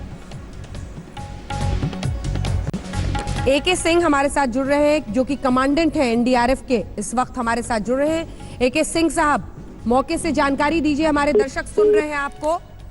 सिंह साहब का तो लगता है फोन कट गया। सिंह साहब सुन रहे हैं आप मुझे? सिंह साहब से बातचीत करेंगे। एनडीआरएफ के कमांडेंट हैं जो मौके पर मौजूद हैं। किस तरह से अपनी टीम के साथ वो स्ट्रैटेजाइज कर रहे हैं, इन स्लैब्स को कैसे हटाया जाएगा। क्रेन आप वहां पर देख रहे हैं, ये अकेले अपने दम पर ऐसे स्लैब को वहां से हटा सकता है? क्या किया जाएगा? क्या कुछ लोगों की जिंदगी बचने की अभी भी उम्मीद है? एक जो मिनी बस बताया जा रहा है उसका एक हिस्सा सिर्फ दबा है। एके सिंह साहब, क्या आप मुझे सुन पा रहे हैं? एके सिंह साहब जी, ऐसा है कि जो साइट पे अभी 2 बोलेरो और 2 कार और एक बस हाफ जो ट्रैप दिख रही हैं, उनमें वहाँ पे मतलब अभी कुछ देर पहले हमने 2 लाइव विक्टिम निकाले हैं और 4 बॉडीज उसमें से निकाली हैं। और हमारी टोटल 5 टीम वहाँ पे हैवी इक्विपमेंट्स के साथ ऑपरेट कर रही है। 2 बच्चे और 4 शव आपने बताया निकाले हैं। इसके अलावा सिंह साहब क्या जानकारी, क्योंकि मरने वालों का आंकड़ा 12 बताया जा रहा है? हम आपको जो हमें असेसमेंट के आधार पे जो अंडर ट्रैप्ड है हम उन्हीं के बारे में बता सकते हैं। तो अभी हमको कोई 7 से 8 और लोग दिख रहे हैं, तो पहले हम इनको निकालेंगे और उसके बाद जैसे जैसे ये काफी पैनकेक टाइप का एक हैवी स्लैब गिरा हुआ है, तो जो लिफ्ट होगा और फिर हम पूरी स्थिति क्लियर कर पाएंगे। लगभग कितने लोग आपको अभी भी जिंदा दिखाई दे रहे हैं? आपको लग रहा है कि आप उनको बचा पाने के लिए अब राहत कार्य करेंगे? देखिए, वहाँ पे जो मैं साइट पे नहीं हूँ और ये जो मेरे पास खबर है उसके मुताबिक वहाँ पर तकरीबन मतलब उनकी, मैं जब तक सारे विक्टिम को निकाल लिया जाए तब तक उसको हम जीवित ही मानते हुए तो मान के रहे हैं कि भाई करीब 7 से 8 लोग और हैं। 7 से 8 लोग और हैं जिनको आप बचाने की कोशिश कर रहे हैं। जी, अब क्या फीडबैक है सर जिन इक्विपमेंट्स के साथ वो गए हैं, क्योंकि क्रेन मतलब नाकाम साबित हो रहा था, उससे स्लैब, भारी स्लैब को उठा पाना मुमकिन नहीं हो पा रहा था, ये जानकारी थोड़ी देर पहले आई थी। क्या अब इस स्लैब को हटाने में कामयाब? हाँ बोलिए। देखिए, हम तो साइड से होल बना के और जो ट्रैप्ड है हम उससे काम कर रहे हैं। क्रेन निश्चित रूप से उठाएगा तो स्थिति और फास्ट ही होगी और क्लियरेंस और फास्ट हो जाएगा। लेकिन हमारे पास जो एयर लिफ्टिंग बैग्स हैं, जो हमारे पास स्प्रेडर्स हैं, जो हमारे पास डिफरेंट प्लाज्मा और अलग अलग कटर्स हैं, हम उन सब की मदद से जो ट्रैप अंदर विक्टिम्स हैं उनको जो कैविटी है, जो होल्स है, जो साइड में ऑपरेटिंग जहाँ पे हमको जहाँ पे मैन्यूवरिंग का स्पेस मिल रहा है हम उसमें से ऑपरेट कर रहे हैं। जी, आप जानकारी दे रहे हैं कि किस तरह से मतलब मेटल कटर्स के जरिए या जहां भी ऑपरेटिंग आपको थोड़ी सी जगह मिल रही है कि किसी को बचाया जा सके, आप वहां से निकाल रहे हैं। लगभग कितने लोग वहां आपके इस वक्त होंगे और ग्राउंड से और कोई रिपोर्ट, कोई जानकारी आप हमारे दर्शकों को दे सकें? मैंने जो आपको पहले बताया था उसी पे है कि फिलहाल हम लोग जो दिख रहे हैं करीब 6 से 7 लोग, हम उनके ऊपर काम कर रहे हैं और हमारी डिफरेंट टीम्स जो हैं वो अलग अलग स्क्वाड्स में अलग अलग साइड से ऑपरेट कर रही हैं। जी, शुक्रिया आपका। तो फिर और जैसे ही जानकारी मिलेगी हम आपसे फिर संपर्क करते हैं। जी जरूर बताइएगा। AK सिंह साहब, कमांडेंट NDRF के जो मौके पर जिनकी टीम काम कर रही है, खुद नहीं है लेकिन टीम काम कर रही है, वो हमें जानकारी देते हुए कि 6 से 8 लोग अभी भी वहां पर बताया जा रहा है जिनको बचाने की वो कोशिश कर रही है उनकी टीम। मेटल कटर्स का इस्तेमाल करके अगर कोई भी होल, कोई ऐसे ऑपरेटिंग के लिए जगह उन्हें मिल रही है तो वहां से फंसे लोगों को निकालने की वो कोशिश कर रहे हैं, क्योंकि स्लैब का हिस्सा जो आप देख रहे हैं उसको हटाना का काम दूसरे लोग कर रहे हैं, जिस तरह की उन्होंने जानकारी दी है। लगातार हम आपको दिखा रहे हैं, मुख्यमंत्री कुछ देर पहले आए थे, उन्होंने जानकारी दी कि एक जांच की टीम उन्होंने बनाई है, तमाम मंत्रियों को भेजा जा रहा है, NDRF की टीमें पहुंच गई हैं, मुआवजे का भी ऐलान कर दिया है। तस्वीर आपके सामने है, शाम का पहर, कैंट इलाका, जो लोग बनारस गए हैं वो जानते होंगे, जबरदस्त भीड़ भाड़ वाला इलाका है। हमेशा मतलब हमेशा हर तरह की बड़ी गाड़ियां, छोटी गाड़ियां यहाँ से गुजर रही होती हैं। ऐसे में ये हादसा होना जिसमें एक मिनी बस दब गई, गाड़ियां दब गई, मोटरसाइकिल, ऑटो, 12 लोगों के मारे जाने की खबर, 4 शवों को निकालने के बारे में AK सिंह NDRF के कमांडेंट ने जानकारी दी। और कितने लोग मारे गए हो सकते हैं, थोड़ा सा इंतजार करना होगा, धीरे धीरे करके जानकारी स्पष्ट आ रही है। लेकिन चश्मदीदों का ये दावा है, उनकी तरफ से ये कहना है कि मरने वालों की संख्या इससे कहीं ज्यादा हो सकती है।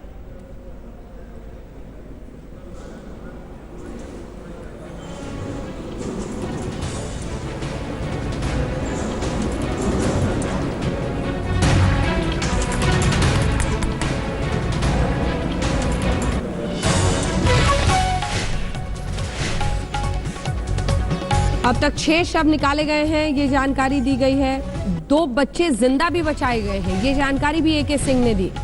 AK सिंह जो कि वहां पर NDRF के कमांडेंट हैं, उन्होंने ये जानकारी दी कि मृतकों में 2 बच्चे शामिल,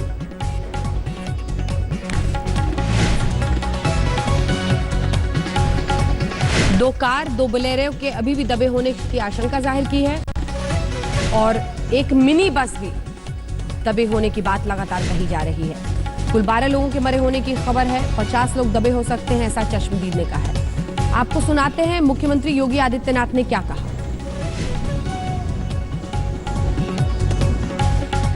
वाराणसी में कैंट के पास एक निर्माणाधीन सेतु का स्लैब गिरने से एक दर्दनाक हादसा हुआ है। इस हादसे पर मैं दुख व्यक्त करता हूं। उन सभी परिवारों के प्रति हमारी संवेदना है। आदरणीय प्रधानमंत्री जी ने भी इस घटना पर चिंता व्यक्त करते हुए दुख व्यक्त किया है और तत्काल वहां पर राहत कार्य प्रारंभ करने के लिए आवश्यक निर्देश भी दिए हैं। मैंने इस संबंध में विभागीय मंत्री और अपने उप मुख्यमंत्री श्री केशव मौर्य जी को तत्काल वहां के लिए रवाना किया है। उनके साथ सूचना राज्य मंत्री डॉक्टर नीलकंठ तिवारी भी साथ में जा रहे हैं। साथ ही साथ हम लोगों ने इस पूरे मामले की एक उच्च स्तरीय जांच के लिए एक कमेटी का गठन किया है ईपीसी की अध्यक्षता में। इसमें प्रमुख अभियंता और विभागाध्यक्ष सिंचाई विभाग तथा प्रबंध निदेशक जल निगम को इस कमेटी में रखा गया है। 48 घंटे के अंदर इस पूरे मामले की तकनीकी जांच, दोषियों के खिलाफ कार्रवाई के प्रस्ताव के साथ साथ इस पूरे मामले की जांच करके अपनी रिपोर्ट उपलब्ध कराएं, इसके बारे में हम लोगों ने आदेश किया है। मैं इस घटना पर उन सभी पीड़ितों के प्रति दुख व्यक्त करता हूं जिन्होंने अपने परिजनों को खोया है। उन सब के प्रति हमारी संवेदना है। राज्य सरकार की तरफ से मृतक परिजनों को 5 लाख रुपए की सहायता और जो वहां पर गंभीर रूप से घायल हुए हैं उनको 2 लाख रुपए की सहायता के लिए हमने आदेश किया है। एनडीआरएफ, यूपी पुलिस और अन्य संगठनों को राहत कार्य तेजी के साथ वहां पर करने के निर्देश दिए गए हैं। इन सभी टीमों को वाराणसी के लिए रवाना कर दिया गया है कि अविलंब वहां जाएं और राहत कार्य को प्रारंभ करने के साथ साथ इस मामले में आगे की कार्रवाई के बारे में भी वह अपना जो भी प्रस्ताव हो तत्काल यहां पर भेजें। मैं यहां से आ रहा था बाइक से, जो है राजा तालाब से। मैं घटना स्थल से करीब 50 मीटर दूरी पे था। अचानक धड़ाम से आवाज हुई, चारों तरफ चीत्कार शुरू हो गए। करीब आधा दर्जन से ज्यादा गाड़ियां उस पिलर के नीचे दब गई जो है। पीछे इसके मेरा घर है। मैंने आवाज सुना, पता चला कि यहाँ कुछ ऐसा हादसा हो गया तो हम लोग दौड़ते हुए यहाँ चले आए। हमने बचाने के प्रयास को बहुत कोशिश की लेकिन हम लोग से हो नहीं पाया, इसलिए हम लोग क्रेन बुलवाया सर। यहाँ पे मैं साइड में ही खड़ा था। ये एक्चुअली कुछ सेटिंग कर रहे थे और सडनली वो पूरा पलटी हुआ है। देखिए ये जो घटना घटी है ये बनारस का जो कैंट इलाका है उसके सामने इस वक्त जो आपको तस्वीरें दिखाई दे रही हैं, ये वो एक स्लैब है उस पुल के हिस्से का जो गिरा हुआ है और उसके अंदर कई गाड़ियां दबी हुई हैं। मुख्यमंत्री की तरफ से 3 सदस्यीय कमेटी बना दी गई है जो इसकी जांच करेगी। कृषि आयुक्त इसके अध्यक्ष बनाए गए हैं, साथ साथ 2 और लोग इसके सदस्य बनाए गए हैं कि आखिर ये दुर्घटना कैसे घटी इसकी जांच होगी। लेकिन जो दृश्य हैं वो बहुत ही विचलित करने वाले दृश्य हैं। इस वक्त पूरा का पूरा एक स्लैब जो कि निर्माणाधीन ये पुल था वो गिरा है और उसके नीचे कई गाड़ियां इस वक्त दबी हुई हैं। तकरीबन 150 की तादाद में जो रिलीफ कमिश्नर का दावा है कि 150 से ज्यादा एसडीआरएफ के लोग, स्टेट डिजास्टर मैनेजमेंट फोर्स के जो लोग हैं वो लगाए गए हैं। लेकिन ये जो फ्लैप गिरा है इतना भारी है कि इसे तुरंत हटाना बहुत मुश्किल है। अंदर कई लोग दबे हुए हैं, 2 बलेरो है, लंबी जो गाड़ियां सीडान गाड़ियां होती हैं वो 2-3 गाड़ियां दबी हुई हैं, साथ साथ मिनी बस और एक ऑटो दबा हुआ है। ऐसे में 12 लोगों की मौत की पुष्टि सरकार की तरफ से की जा चुकी है, लेकिन आंकड़ा अभी काफी ज्यादा बढ़ सकता है। जो राज्य के डिप्टी सीएम है केशव मौर्य और जिनका विभाग है पीडब्ल्यूडी, उन्हें रवाना किया गया है। साथ साथ जो नीलकंठ तिवारी मंत्री हैं, बनारस से आते हैं, उन्हें भी मुख्यमंत्री ने वहां भेजा है। मुख्यमंत्री ने अपनी तरफ से 5-5 लाख रुपए के मुआवजे का ऐलान किया है। लेकिन बड़ा सवाल यह है कि शहर के बीचों बीच जो कि प्रधानमंत्री का क्षेत्र है, प्रधानमंत्री का संसदीय क्षेत्र है, वहां ये आखिर हादसा कैसे हुआ। जो जानकारी मिल रही है उसके मुताबिक इस पुल को पूरा करने की का लक्ष्य रखा गया था और ये जो स्लैब है एक उसको आज चढ़ाया जा रहा था और वहां पर ऊपर में भी काम हो रहा था ताकि स्लैब को बिठाया जा सके और वहीं पर ये फिसला है और उसके बाद ये हादसा हुआ है। लेकिन बहुत बड़ा सवाल ये खड़ा होता है कि जब पुल पर एक बड़ा स्लैब जो कि सीमेंट का कई हजार टन का होता है, अगर उसे चढ़ाया जा रहा था तो उस पूरे इलाके को बंद क्यों नहीं किया गया? क्योंकि ये सबसे शहर का व्यस्तम इलाका है। शाम के वक्त यहाँ पर सबसे ज्यादा भीड़ होती है, हजारों की तादाद में गाड़ियां होती हैं, ये पूरा का पूरा इलाका जाम का इलाका होता है और ऐसे इलाके में जब इस काम को किया जा रहा था तो ये ट्रैफिक क्यों चालू था? कई तरह के सवाल हैं जो इस वक्त खड़े हो रहे हैं। 3 सदस्यीय समिति जो जांच कमेटी है वो इस वक्त बना दी गई है। अब जांच रिपोर्ट में क्या आता है ये तो बाद में पता चलेगा, लेकिन बनारस शहर में एक बहुत बड़ा हादसा हुआ है और सरकार अगर इस बारे में अगर कोई एक्सक्यूज देती है तो फिलहाल उस एक्सक्यूज का तब तक कोई मतलब नहीं है जब तक पूरी बात निकल करके सामने नहीं आती। और आप देख सकते हैं कि अभी भी लोगों का जो हुजूम है, लोगों का जो तादाद है उस इलाके में अभी भी काफी मौजूद है। कई लोग अपनों को ढूंढ रहे हैं। उसमें जो 12 लोग हैं कुछ लोगों को उसमें से निकाला गया है। 12 की जो कंफर्म डेथ सरकार की तरफ से बताई गई है, लेकिन कई अभी भी दबे हो सकते हैं क्योंकि एक मिनी बस और एक ऑटो अभी भी कह सकते हैं कई 100 टन का जो ये फ्लैप है उससे दबा हुआ है। अब देखना ये है कि किस तरीके से सरकार इस पूरे मामले को टैकल करती है।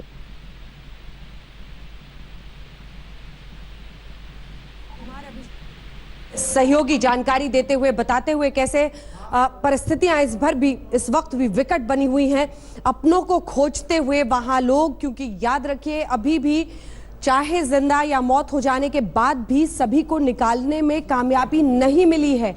इसका अर्थ ये है कि ऐसे कई परिवार जिनके अपने फंसे हुए हैं वो बुरी तरह से रोते कलपते हुए वहां पहुंच रहे हैं और मलबे में कोशिश कर रहे हैं कि अपनों को ढूंढ सकें, उनकी पहचान कर सकें।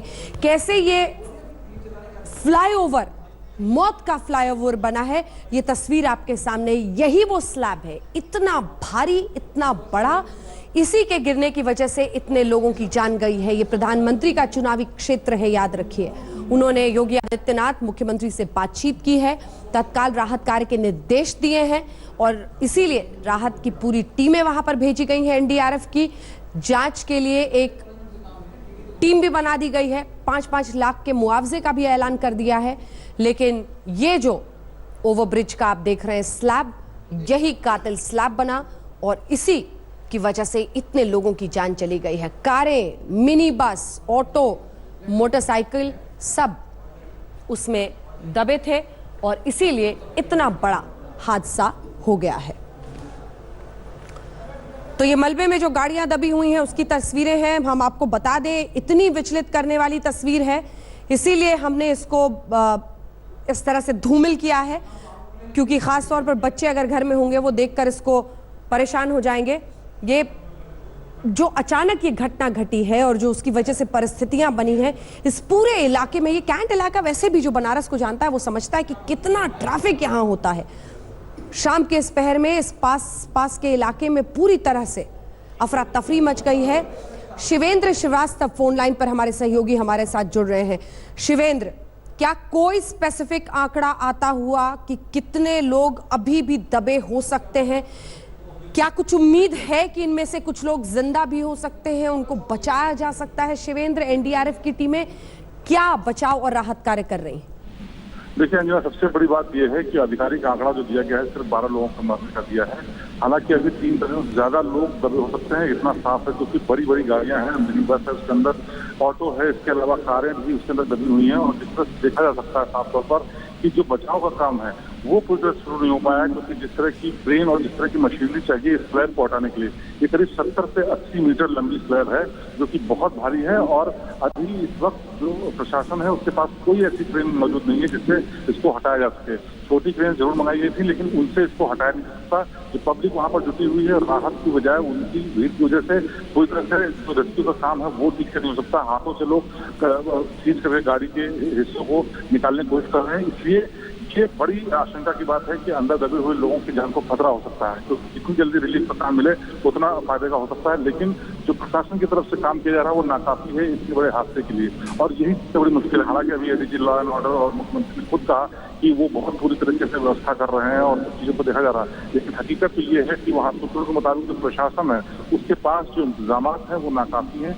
रात गिरने लगी है, लाइट का पूरी तरह से इंतजाम नहीं है, जो पब्लिक है उसको भी पूरी तरह से हटाया नहीं गया है, ट्रैफिक जरूर रोका गया है जिसकी वजह से अफरा तफरी का माहौल है, लेकिन जो मशीनरी चाहिए जिससे पूरी स्लैब को हटाया जा सके और जो लोग बच सकते हैं उनको बचाया जा सके, वो मशीनरी अभी भी नाकाफी है। आसपास के जिलों से बड़ी ट्रेन मंगाने का इंतजाम हो रहा है, लेकिन अभी तक ऐसी कोई ट्रेन नहीं पहुंची है जिससे कि स्लैब को हटाया जा सके।